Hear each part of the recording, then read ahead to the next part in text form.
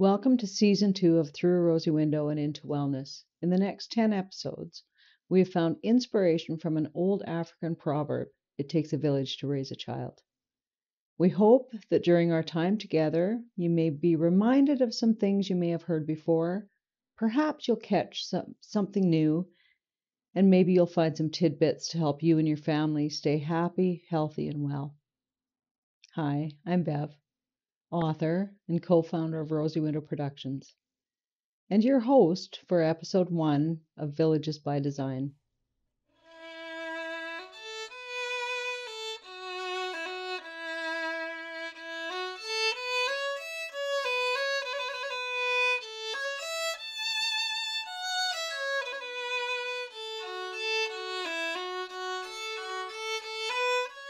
As you can probably tell, I have raised my family, and yes, it was before all children had cell phones.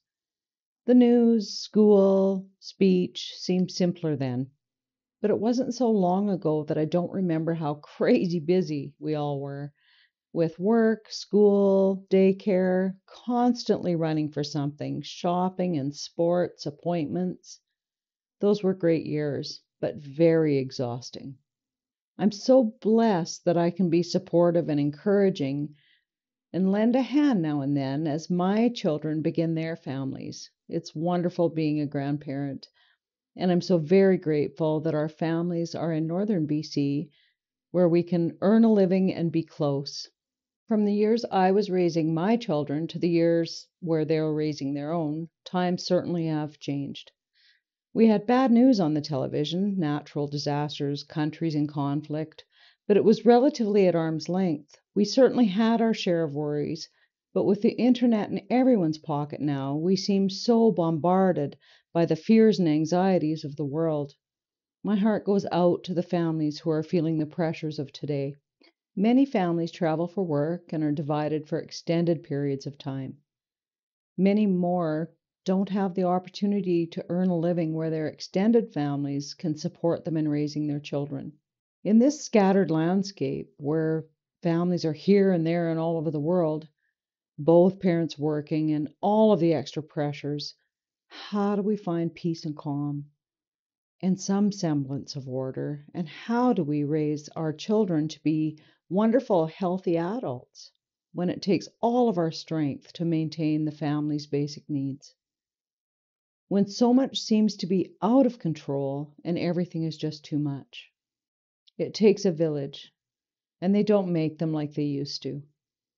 When we think of the African proverb, we can imagine the villages of the times, hundreds of years ago, with everyone playing the role for the common good of the community.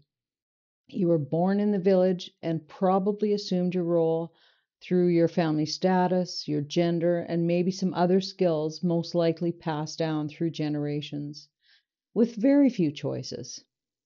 But where are the villages now?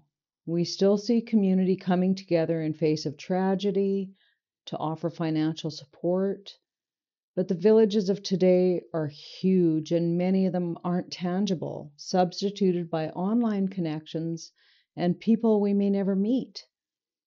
I would never discount the importance of online connection.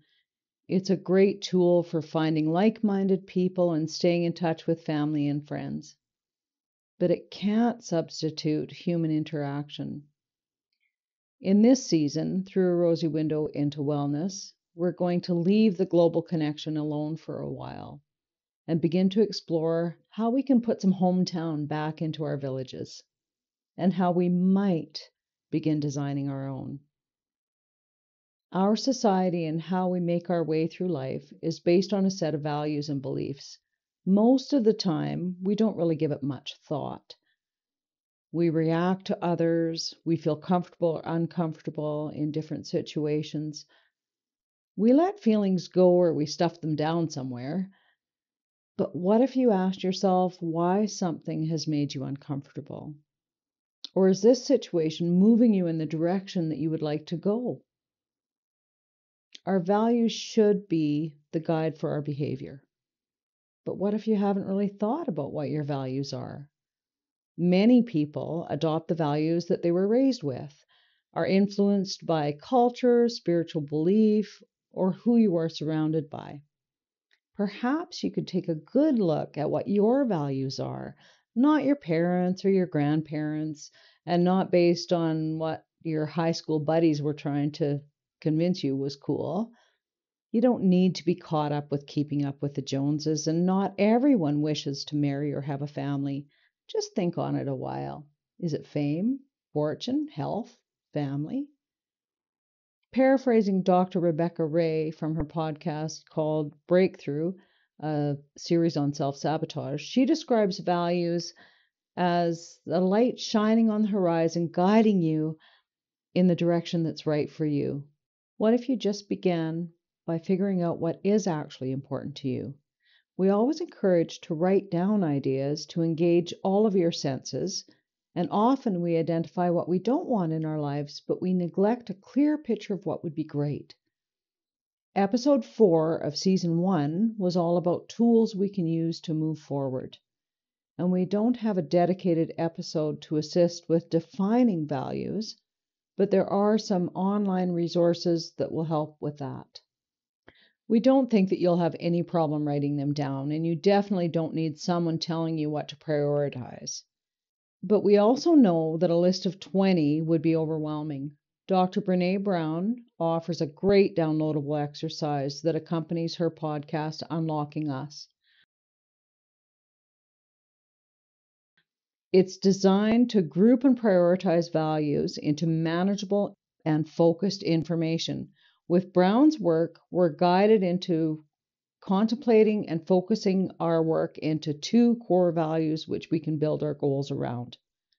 What could be more important than moving in the direction of our best life? So let's engage all of the tools we can. Writing down our values and sharing them with others not only lets us look at a physical reminder of the direction we want to go, but it also engages what is referred to as encoding.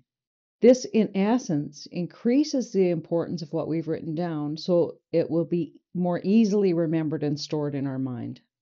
In Dr. Gail Matthews' 2007 study, she found that the difference in success between groups writing down a goal and those that didn't were as high as 42%.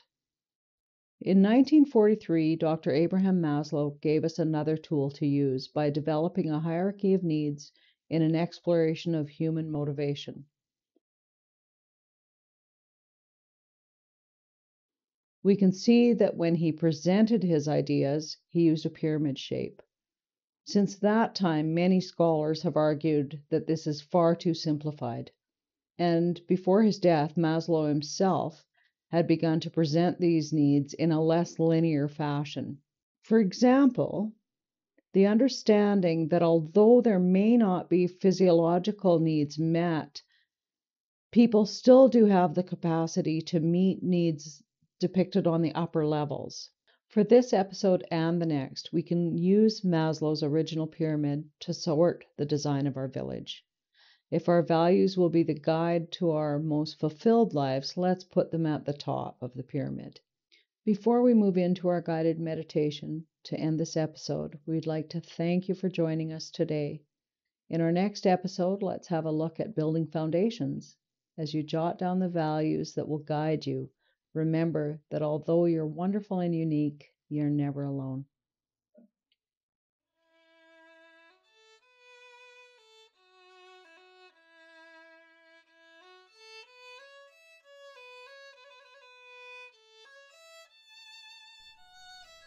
Please do not listen to the following if you are driving or engaged in an activity that requires your full attention.